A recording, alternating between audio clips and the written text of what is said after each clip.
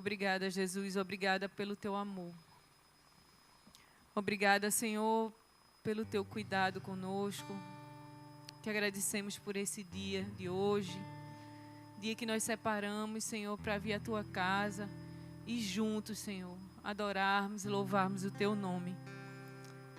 Pai, nós queremos te pedir que teu Espírito Santo venha como uma brisa suave sobre nós nesse momento, Senhor. Que o Senhor possa falar palavras vindas diretamente do teu altar, Senhor, para os nossos corações. Abre a nossa mente, abre nosso entendimento daquilo que o Senhor quer falar e ministrar com cada um de nós nessa noite. Nós te agradecemos pela tua palavra, porque só ela pode transformar vidas, Senhor. Pai, que eu diminua, Senhor, e que tu cresças, que o Senhor que apareça, em nome de Jesus. Amém. Podem sentar. Boa noite. Boa noite. Que bom estar aqui de novo. Já estou ficando da candeia. Olha. Mês passado eu estava aqui, a gente estava junto num seminário sobre o Espírito Santo. Já sei que nossa data já está marcada para o segundo momento. Quem estava aqui? Ai, quase todo mundo. Que bom. Que bom, que bom. Então a gente vai ter continuação. Vai, não vai? Estou sabendo também que hoje eu encerro as apresentações femininas aqui. Um mês cheio de mulheres pregadoras, cheias de mulheres cheias da palavra do Senhor. Eu acompanhei algumas dessas palavras, acompanhei a de Geise, minha irmã, né? E ela começou a falar sobre sonhos. Eu não sei quantos de vocês estavam aqui quando ela falou. E o Senhor colocou no meu coração também para falar sobre algo que ela tocou no primeiro domingo. E é bom porque, como boa professora, a última coisa que a gente tem que falar tem que estar coerente com a primeira. Então, a gente fecha esse mês, né, com esse somatório. Que bom. Eu não sei se acontece com todo mundo que sobe aqui, mas todas as vezes que a gente está sendo encharcado por uma palavra ou por uma leitura, a gente acaba falando daquilo o tempo todo.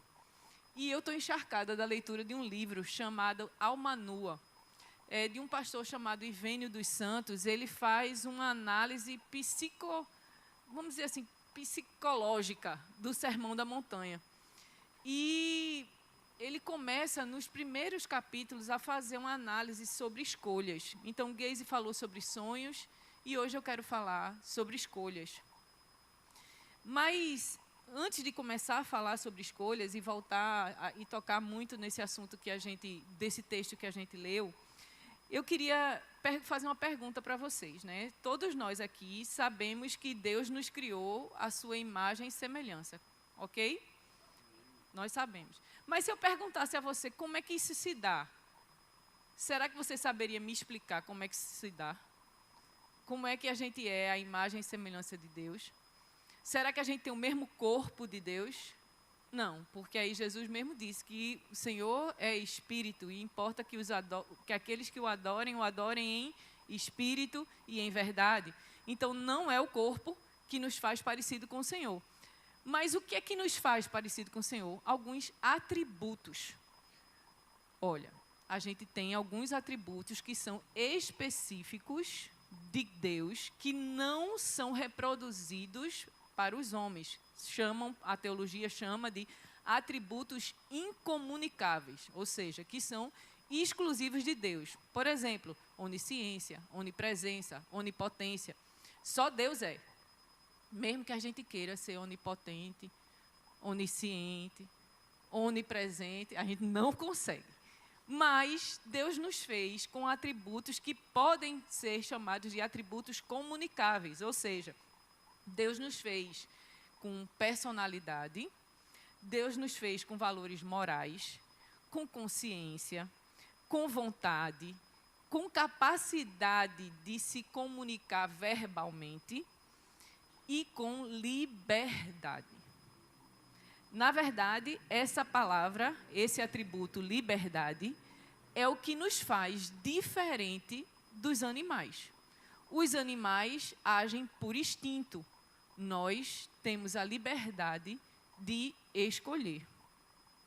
Meu amigo Gemini, primo do ChatGPT, disse que o ser humano adulto faz em torno de 35 mil escolhas por dia. Então, assim, se eu vou abrir os olhos quando eu acordo, se eu vou descer da minha cama usando o pé esquerdo, o pé direito, enfim, tudo isso é escolha. E a gente decide constantemente. Constantemente nós estamos decidindo. Agora, pensando sobre escolhas, eu quero reler com vocês esse texto de Mateus 27, de 21 a 26. E vou pedir que vocês fiquem com a Bíblia aberta, porque a gente vai fazer dar alguns passeios aí na palavra. Então, Mateus 27, de 21 a 26. De novo, perguntou-lhes o governador: qual dos dois quereis que eu vos solte? Responderam eles: Barrabás. Replicou-lhes Pilatos: que farei então de Jesus chamado o Cristo? Seja crucificado. Responderam todos. Que mal fez ele? Perguntou Pilatos. Porém, cada vez mais clamavam mais: seja crucificado. Vendo Pilatos que nada conseguia, antes, pelo contrário, aumentava o tumulto, mandando vir água, lavou as mãos perante o povo, dizendo: estou inocente do sangue deste justo. Fique o caso convosco. E todo o povo respondeu: caia sobre nós o seu sangue e sobre os nossos filhos. Então Pilatos lhe soltou Barrabás e, após haver açoitado a Jesus, entregou-o para ser crucificado. A partir desse texto, eu quero refletir com vocês sobre 3 respostas ou 3 escolhas possíveis a essa pergunta de Pilatos. Que farei então de Jesus chamado o Cristo? Que farei de Jesus chamado o Cristo? A primeira resposta, a primeira possibilidade de resposta ou de escolha é continuar no meio da multidão. O contexto dessa perícope, ou desse pedacinho do trecho bíblico, é na Semana Santa. Nós estamos nos preparando, nós estamos na Quaresma, nos preparando justamente para lembrar, para reviver, no sentido memorial da palavra, essa semana. E não vou falar sobre isso, não vou falar sobre a Semana Santa, mas o recorte de tempo é que Jesus havia sido traído por Judas, Pedro já havia negado Jesus, e ele havia chegado a 5 momentos de julgamento. Primeiro julgamento na casa de Anás, segundo julgamento na casa de Caifás, possivelmente um terceiro julgamento pela manhã na casa de Caifás, 1 com Herodes Antipas e 2 com Pilatos. Então, foram 5 julgamentos, sendo dentro de um estilo de julgamento judeu e um julgamento romano. Esse contexto, né, ele leva a gente para pensar, né, que nesse versículo que a gente começa, versículo 21, existe uma interjeição chamada assim, de novo ou novamente. Então, quer dizer que tudo aquilo que aconteceu, ou seja, aquela pergunta já havia acontecido. Então, se você tiver aí na sua Bíblia, você vai ver que a partir do versículo 11 do capítulo 27, Pilatos já havia perguntado sobre o que ele iria fazer com Jesus, qual era a acusação. Existe uma história prévia. Mas a multidão revoltosa acompanhava Jesus e chegava à casa de Pilatos. Essa multidão que estava lá, possivelmente era a mesma multidão que dias atrás tinha recepcionado Jesus com hosana, com palmas e gritando: bem-vindo a Jerusalém. Essa mesma multidão que havia gritado hosana nas alturas, era a mesma que gritava insistentemente: crucifique. Ou melhor, queremos que solte Barrabás. Ou ainda, não queremos que Jesus governe sobre nós. Afinal de contas, a acusação era que Jesus era o rei dos judeus. E eles não queriam esse reinado. Pesquisando nos comentários bíblicos, eu percebi que em algumas versões da Bíblia, a fala de Pilatos, ela modifica um pouquinho dessa do que nós lemos. Ela diz assim: qual quereis que eu vos solte? A Jesus Barrabás ou a Jesus chamado o Cristo? E aí eu fui investigar um pouquinho o que significava esse nome, Barrabás. Engraçado que os dois em algumas versões, eram chamados como Jesus. E Barrabás, esse nome vem da junção de duas palavras em aramaico. Bar, que quer dizer filho, e Abba, que quer dizer pai. E Cristo é o ungido, é o enviado. Então, quando os comentaristas fazem a exegese dos nomes, eles falam assim, que o Barrabás era o filho do pai, se referindo a Adão. Então, a escolha por Barrabás, segundo os comentaristas, seria a escolha por continuar sendo filho de Adão. Ao colocar o primeiro casal no Éden, Deus os confrontou com uma escolha: obedecer ou não. Ao comer o fruto da árvore do conhecimento do bem e do mal, eles responderam: não queremos o seu governo sobre nossas vidas. Queremos ser donos dos nossos narizes. Então, continuar na multidão ou responder Barrabás significa que nós continuamos escolhendo ser filhos de Adão. O ser humano, ele é livre para escolher quem irá governá-lo. Se dizemos não para Deus, estamos dizendo sim para quem? A segunda forma de responder essa pergunta de Pilatos, o que farei então de Jesus, chamado Cristo, é fazer o mesmo que Pilatos fez, que foi lavar as mãos. Para entender esse ato de lavar as mãos, a gente precisa voltar ao Antigo Testamento, no livro de Deuteronômio, no capítulo 21. A lei de Moisés, ela falava de uma situação específica. Se um corpo fosse encontrado morto num campo e ninguém soubesse de quem era o assassino, a culpa do sangue inocente recairia sobre a cidade mais próxima.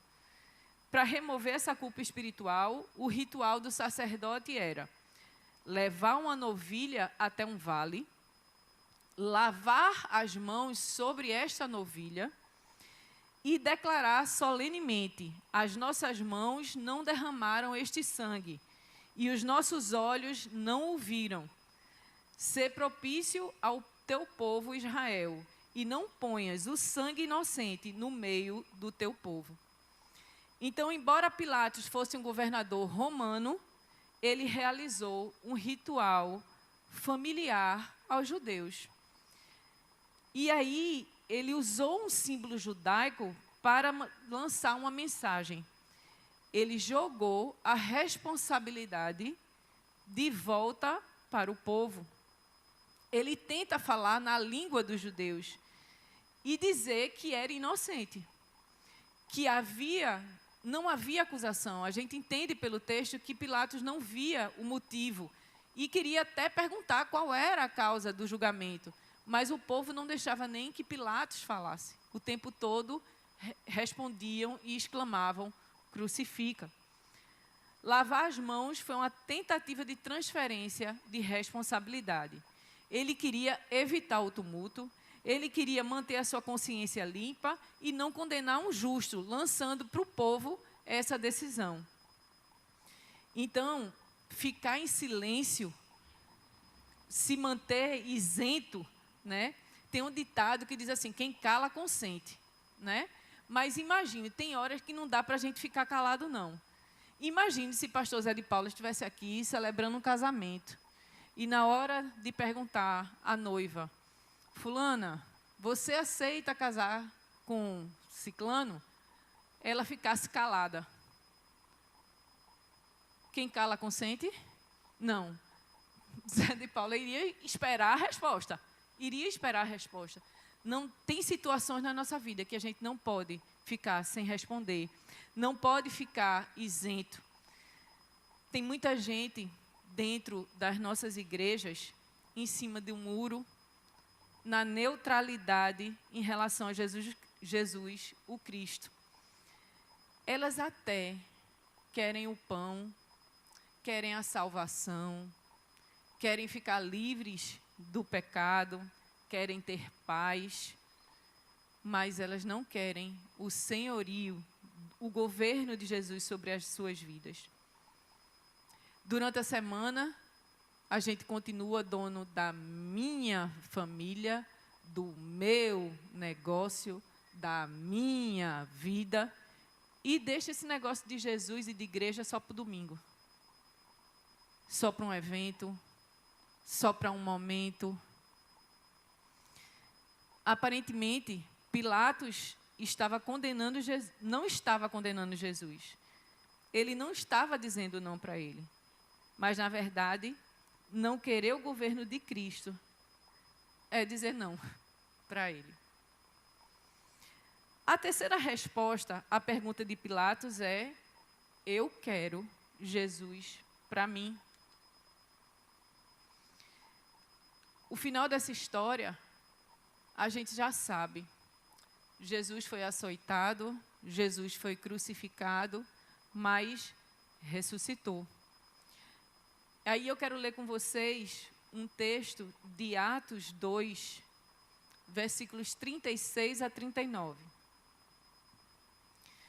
O apóstolo Pedro, nesse relato que a gente vai ler agora, faz um discurso no dia de Pentecostes. No dia que os apóstolos e uma multidão que estava reunida foi cheia pelo Espírito Santo. E em Atos 2, de 36 a 39, Pedro se dirige a essa multidão e diz assim: portanto, que todo Israel fique certo disso. Este Jesus, a quem vocês crucificaram, Deus o fez Senhor e Cristo. Quando eles ouviram isso, os seus corações ficaram aflitos e eles perguntaram a Pedro e aos outros apóstolos: irmãos, o que faremos?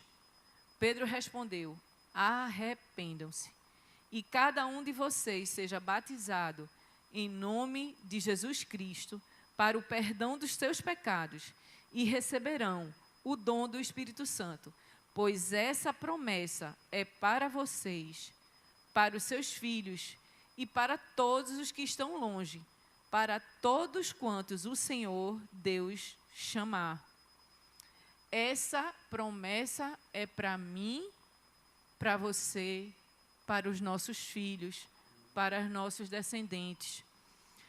Nessa fala de Pedro e em toda a Escritura, você não vai encontrar um relato que diga assim: olhe, se você for uma boa pessoa, se não guardar rancor no seu coração, se não for uma pessoa que deseja o mal nem para uma formiguinha, se você fizer o melhor que você puder, se você fizer tudo direitinho, vier para a igreja todo domingo, se você dizimar, você será salvo. Sabe por que não existe nenhuma palavra dessa na Escritura? Porque isso aí é mentira. As pessoas acham que as coisas funcionam sobre o que elas fazem. Você, me perdoe, como diria Ronaldo Lessa, com todo respeito, você não merece. E eu ainda vou chocar vocês um pouquinho mais. todos nós só somos filhos de Deus a partir de Jesus. Nós não nascemos filhos de Deus. Nós nascemos filhos de Adão. Sabe por quê? Pega aí a sua Bíblia de novo. Efésios 2, de 1 a 5. Efésios, capítulo 2, versículos de 1 a 5. Vocês, eu incluída, estava morto em suas transgressões e pecados, nos quais vocês costumavam viver, quando seguiam a presente ordem deste mundo e o príncipe do poder do ar, o espírito que agora está atuando nos que vivem na desobediência. Anteriormente, todos nós também vivíamos entre eles, satisfazendo as vontades da nossa carne, seguindo os desejos e pensamentos. Como os outros, éramos por natureza merecedores da ira. Todavia, Deus, que é rico em misericórdia, pelo grande amor com que nos amou, deu-nos vida juntamente com Cristo, quando ainda estávamos mortos em transgressões. Pela graça sois salvos. A palavra religião significa isso. Ela explica que o homem era ligado a Deus e depois de decidir viver debaixo do senhorio de Satanás, ele foi cortado dessa ligação. Mas aí Deus providencia uma forma de religação. Jesus. Porque Deus amou o mundo de tal maneira que deu seu Filho unigênito, para que todo aquele que nele crê não pereça, mas tenha a vida eterna. A religião verdadeira é a que Jesus comprou na cruz, com o seu sangue. Não foi Pilatos que crucificou Jesus. Não foi a multidão que crucificou Jesus. Até porque, eu já disse a vocês, que existe um atributo que somente Deus tem, que é a onipotência. E vocês acham que se Jesus não quisesse, não tinha descido daquela cruz e tinha sido completamente diferente? Ele quis morrer. Ele podia se desvencilhar, mas ele quis morrer. E é interessante pensar que mesmo num tom de deboche, a multidão disse assim, que o seu sangue caia sobre nós e sobre os nossos filhos. E foi justamente esse sangue que foi capaz, e ainda é capaz, de nos purificar de todo e qualquer pecado.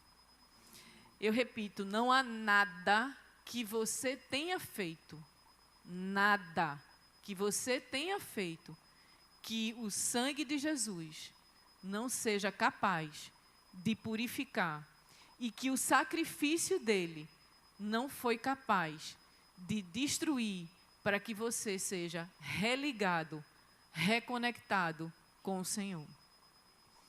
Meus irmãos, minhas irmãs, essa é a porta, Jesus. O arrependimento é uma meia volta. É deixar de ser independente para ser dependente de Deus.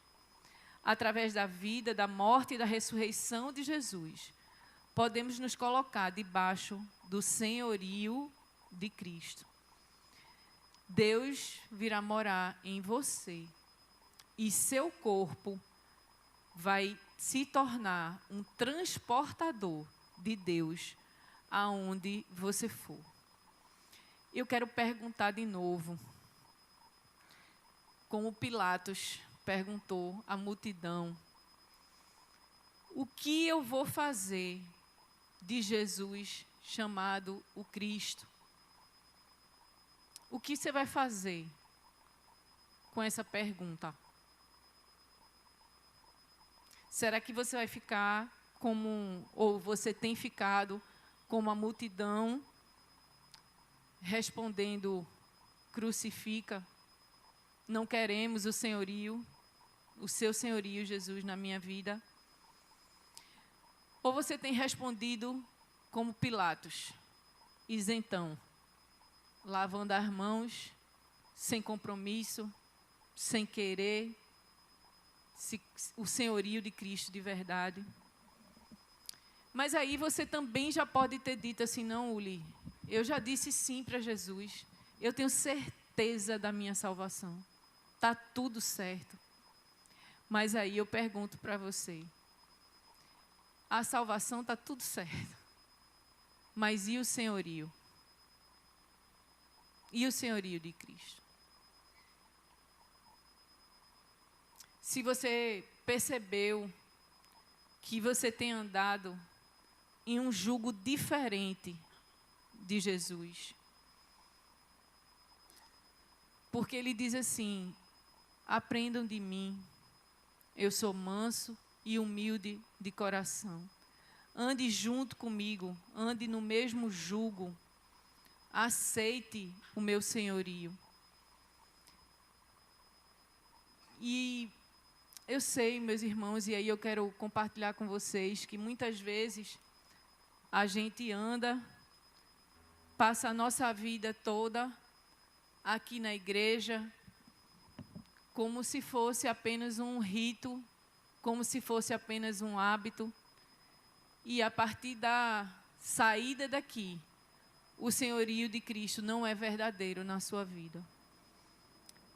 A gente é rebelde, a gente é autossuficiente, a gente vive a vida pensando na ganância, na quantidade de coisas que a gente vai produzir para ganhar dinheiro na segunda-feira. E a gente nunca pergunta para o Senhor qual é o plano dele para a nossa vida. Qual a escolha dele para a sua vida. Hoje eu vim perguntar para você, o que é que você respondeu a essa pergunta? O senhorio de Cristo é verdadeiro para você? Ou só o rito de vir aqui para a igreja de domingo a domingo, trabalhar num evento, é suficiente? Se hoje, de alguma forma, isso que eu compartilhei fez sentido para você, e se o seu coração está, de alguma forma também, sendo confrontado, se o Senhor está falando com você a respeito desse senhorio, eu quero que você faça uma oração comigo. E se você quiser andar a segunda milha, eu queria pedir para você vir aqui ou ficar em pé, aí no seu lugar, só para simbolizar que você quer fazer essa oração a respeito do senhorio de Cristo em sua vida.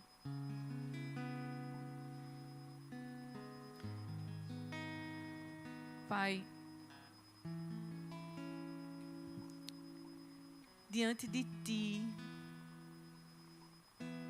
diante dessa igreja, Senhor, nós queremos Te pedir, Senhor, reina em nós.